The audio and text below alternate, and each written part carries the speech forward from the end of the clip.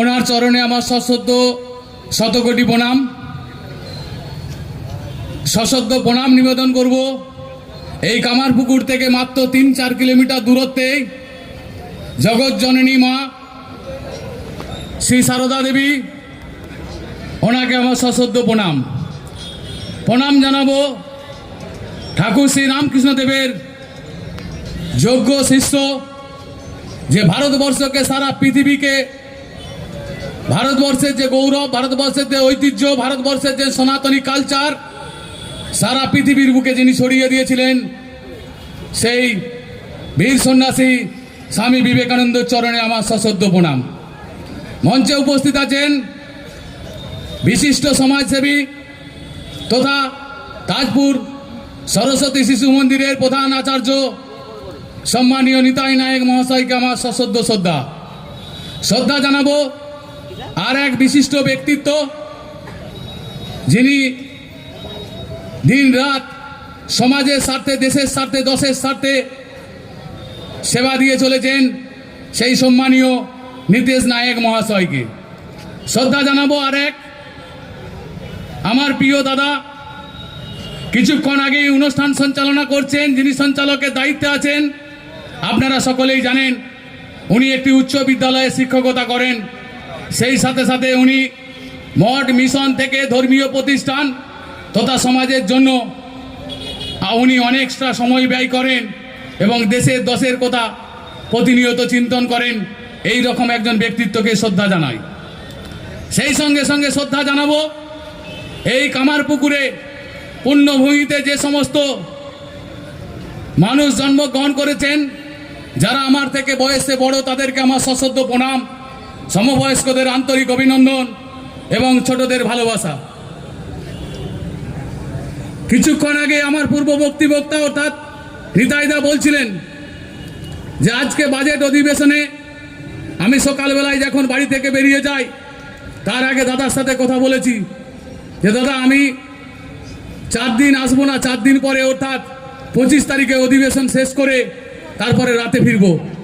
সেই মতো লাগেজ গুছিয়ে নিয়েই বেরিয়ে গেছিলাম, কিন্তু যখন শুনলাম যে কামারপুকুর পৌরসভা ঘোষণা হবে, সেইখান থেকেই মানসিক প্রস্তুতি নিলাম যে আমি ফিরে পড়ব। এবং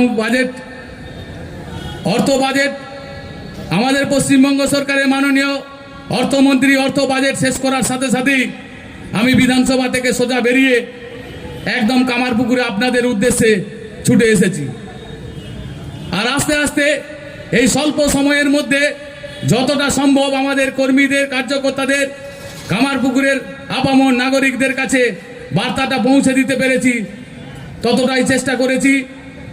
এই স্বল্প সময়ের মধ্যেই এই কামারপুকুরের মানুষের আবেগ উচ্ছ্বাস এই আজকের উপস্থিতি তার প্রমাণ করে।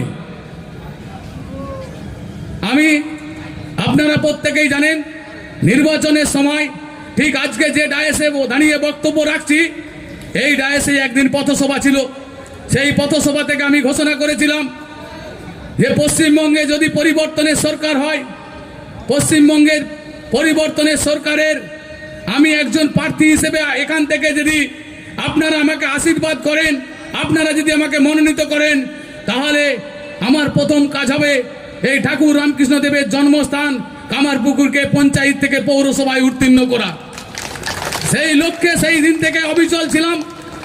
যেদিন পশ্চিমবঙ্গে পরিবর্তনের সরকার গঠন হলো অর্থাৎ 9ই মে, সেই দিনে রাতে ফিরে আসার পর থেকে কিভাবে পৌরসভা করা যায়, কি পেপারসপত্র রেডি করে কোথায় জমা দিলে এই পৌরসভার অনুমোদন পাওয়া যায়, সেই বিষয়ে বিভিন্ন মানুষের সাথে আলাপচারিতা করে এবং আমার তথা এই গোঘাট 2 নম্বরে বিডিওর সহযোগিতা নিয়ে উনি রাত 11টা পর্যন্ত অফিসে বসে কাজ করে, রবিবার দিনেও উনি অফিস খুলে রেখে এই পৌরসভা প্রপোজাল রেডি করা, অর্থাৎ একটা পৌরসভা হতে গেলে যা যা ক্রাইটেরিয়া আছে, গভর্নমেন্টের যা সিস্টেম আছে, সেই সমস্ত সিস্টেমটাকে রেডি করা থেকে আরম্ভ করে এই কামারপুকুরের যে পৌরসভা হবে, কতটা এরিয়া নিয়ে হবে, তার ম্যাপ কি হবে, কামারপুকুর পৌরসভা হলে এই এরিয়ার মধ্যে কতগুলো স্কুল আছে, সেই শিক্ষা প্রতিষ্ঠান সরকারি বেসরকারি তথা কলেজ কি আছে, কামারপুকুরে পৌরসভা হলে স্বাস্থ্যকেন্দ্র কি আছে, তার কি পরিষেবা আজকের ডেটে নাগরিকরা পায়। কামারপুকুর পৌরসভা হলে এই এরিয়ায় কতগুলো দর্শনীয় স্থান আছে, সেই দর্শনীয় স্থানের কি মাহাত্ম্য আছে, কি গুরুত্ব আছে আজকের সমাজে। সেই সাথে সাথে কামারপুকুর পৌরসভা হলে এখানে কতগুলি সরকারি আধিকারিকের অফিস আছে, কি কার্যালয় আছে তার তথ্য। সেই সঙ্গে সঙ্গে এখানে পিডব্লিউডি রাস্তা, ন্যাশনাল হাইওয়ে আছে কিনা, পিডব্লিউডি রাস্তা আছে কিনা, কতটা আছে, জেলা পরিষদের রাস্তা কতটা আছে, গ্রাম পঞ্চায়েতের রাস্তা কতটা আছে, সমস্ত সিস্টেমটাকে রেডি করতে হয়। সেই সাথে সাথে এখানকার ল্যান্ডের চরিত্র, এখানকার টোটাল কামারপুকুর এরিয়ার ভৌগোলিক অবস্থান সব কিছু একটা রূপরেখা তৈরি করে, অর্থাৎ প্রস্তাবিত প্রপোজাল রেডি করে প্রথম পর্যায়ে সেটা এসডিও ডিএম, পরবর্তী পর্যায়ে সেটা আমাদের আরবান ডেভেলপমেন্ট বোর্ডের উনি যিনি অফিসার আছেন, আধিকারিক আছেন, ওনার কাছে তথা ওই দপ্তরের মন্ত্রী মাননীয় অগ্নিমিত্রা পাল মহাশয়া, সেই সাথে সাথে সর্বোপরি চিফ সেক্রেটারি এবং মুখ্যমন্ত্রীর টেবিলে সেই ফাইল আমি জমা দিই এবং মুখ্যমন্ত্রীর সাথে এই নিয়ে তিনবার আমি কামারপুকুর পৌরসভার বিষয় নিয়ে একেবারে একান্তে সাক্ষাৎ করে এই প্রস্তাব তুলে দিই। উনি আশ্বস্ত করেছিলেন, আমি ওনাকে বলেছিলাম দাদা এটা আমার প্রেস্টিজের লড়াই, সম্মানের লড়াই। আমি নির্বাচনের সময় প্রতিশ্রুতি দিয়েছিলাম কামারপুকুরবাসীকে, গোঘাটবাসীকে, যে কামারপুকুরকে আমি পৌরসভায় উত্তীর্ণ করব। যদি পৌরসভা উত্তীর্ণ না আপনি করেন, আপনি যদি না সহযোগিতা করেন, তাহলে কিন্তু আমি আগামী দিনে কামারপুকুরের মানুষের, গোঘাটের মানুষের কাছে কথার খেলাপির পাত্র হয়ে দাঁড়িয়ে যাব। তাই উনি আশ্বস্ত করেছিলেন ভরসা রাখো, ঠিক হবে, অপেক্ষা করো, 22 তারিখ বাজেটের জন্য অপেক্ষা করো। উনি লাস্ট 20 তারিখ আপনারা জানেন তারকেশ্বরে এসেছিলেন। আমি প্রায় কম বেশি 1 ঘন্টা সময় ওনার সাথে কাটাতে পেরেছিলাম, কারণ প্রধানমন্ত্রী আসার প্রায় 1 ঘন্টা 20 মিনিট আগে উনি তারকেশ্বরে ঢুকে গেছিলেন। আর উনি যে রুমে ছিলেন সেই রুমে প্রায় 1 ঘন্টা ছিলাম, একান্তে ওনার সাথে কথা বলেছি। ওনার পাশে যে ওনার কানে কানে আমি একটাই কথা তুলে ধরেছিলাম, দাদা আমার পৌরসভাটা হবে তো, কামারপুকুর পৌরসভা উত্তীর্ণ হবে তো। উনি বললেন আজকে কি বলে দেবো, তাহলে 22 তারিখে কি বলবো, অপেক্ষা করো 22 তারিখের চমকের জন্য। কিন্তু উনি ক্লিয়ার করে আমাকে বলেননি যে উনি 22 তারিখে কামারপুকুর পৌরসভার প্রপোজাল যেটা ছিল সেটা উনি অনুমোদন করেছেন এবং অর্থমন্ত্রী সেই অনুমোদিত পৌরসভা, প্রস্তাবিত পৌরসভা অ্যানাউন্স করবেন। কিন্তু যখন আমি বিধানসভায় আজকে প্রস্তাবিত পৌরসভার অনুমোদন ঘোষণা হলো, সঙ্গে সঙ্গে আবেগতাড়িত হয়ে আমি কয়েকজনকে ফোন করলাম এবং আমাকেও কয়েকজন হাউস চলাকালীন ফোন করেছেন। আমি ফোনে রিপ্লাই দিয়েছি। আমি ওনাদেরকে বললাম যে ঠিক আছে, আমি আজকেই আবার কামারপুকুর ফিরে যাব, আবার গতকাল না আগামীকাল না হয় সকালে কলকাতার উদ্দেশ্যে ফিরে আসব, কিন্তু আমি কামারপুকুরে আজকে একবার ফিরতে চাই, কামারপুকুরে মানুষের সাথে একবার সাক্ষাৎ করতে চাই, দেখা করতে চাই, ওখানে একটু যেতে চাই। আমি ধন্যবাদ জানাবো এত স্বল্প টাইমের মধ্যে আপনারা এত মানুষ উপস্থিত হয়েছেন, এত মানুষের আবেগ, এটা যে বিফলে যাবে না সেটা কিন্তু এই আপনাদের উপস্থিতি আর একবার প্রমাণ করলো।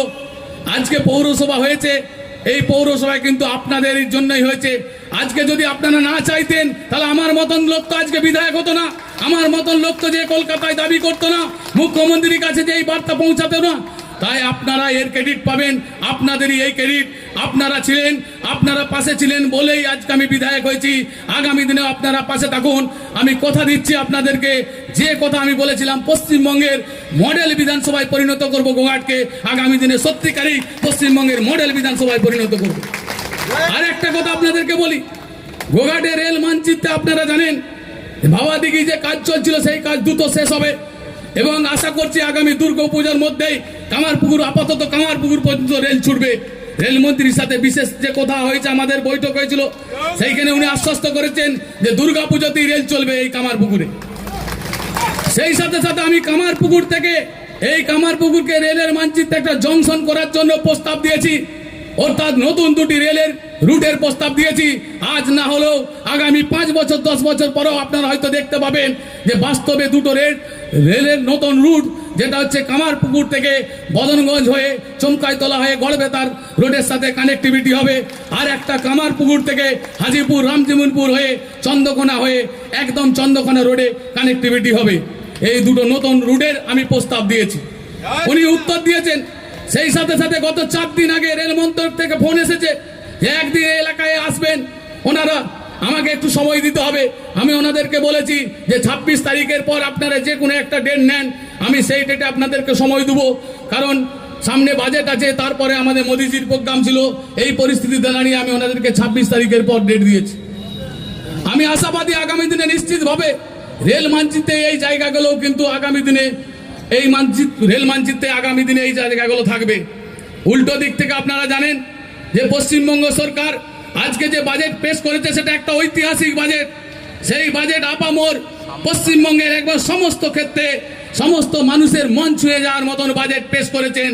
উনি যারা শিক্ষা ক্ষেত্রে আছেন, সরকারি চাকরিজীবী আছেন, যারা কৃষক আছেন, যারা আমাদের মাতৃশক্তি আছেন, যারা ছাত্র যুবক আছেন, যারা ব্যবসায়ী বন্ধু আছেন, প্রত্যেকের যাতে আগামী দিনে উপকৃত হন এবং প্রত্যেকের যাতে উন্নতি হয়। আগামী দিনে আমরা যে লক্ষ্য নিয়ে আগাচ্ছি যে পশ্চিমবঙ্গে একদিন সোনার বাংলা গড়ব, আমরা ভারতবর্ষ একদিন পরম বৈভবশালী রাষ্ট্র হবে, অর্থাৎ 1947 সালে ভারতবর্ষ সারা পৃথিবীর পাওয়ার হাউস হবে। সারা ভারতবর্ষের দিকে সারা পৃথিবী তাকিয়ে থাকবে। সেই যে লক্ষ্যে কেন্দ্রীয় সরকার অবিচল আছে, সেখানে অংশীদার হিসেবে আমাদের পশ্চিমবঙ্গ আগামী দিনে অংশগ্রহণ করবে। সেই রকম একটা যুগান্তকারী ঐতিহাসিক আজকে বাজেট পেশ করেছেন। এই সকলের মন স্পর্শ করে যাওয়ার মতন বাজেট পেশ করেছেন। তো আগামী দিনে আমি আপনাদেরকে কামারপুকুরের মানুষদেরকে আশ্বস্ত করতে পারি, শুধু পৌরসভায় উত্তীর্ণ হলাম তা নয়, এই কামারপুকুরকে একটি মডেল পৌরসভায় পরিণত করতে হবে, যেই পৌরসভা একবারে সাজানো পৌরসভা হবে এবং এটা পরিকল্পিত একটি পৌরসভা শহর হবে। আগামী দিনে সব রকম ফ্যাসিলিটি থাকবে এই পৌরসভায়। এই কথা বলে আগামী দিনের সকলের সুস্থতা কামনা করে আমরা এই কামারপুকুর তথা গোঘাটের মানুষ ঐক্যবদ্ধভাবে আগামী দিনে সরকারের পাশে থাকবো, সরকারকে সহযোগিতা করবো এই অঙ্গীকার নিয়ে। সকলকে আবার সম্মানিত মঞ্চকে শ্রদ্ধা জানিয়ে সামনে উপস্থিত আছেন আপনারা, আপনাদেরকে প্রত্যেককে অনেক অনেক আন্তরিক অভিনন্দন জানিয়ে আমি আমার ক্ষুদ্র বক্তব্য শেষ করছি। ভারত মাতা কি জয়, বন্দে মাতরম।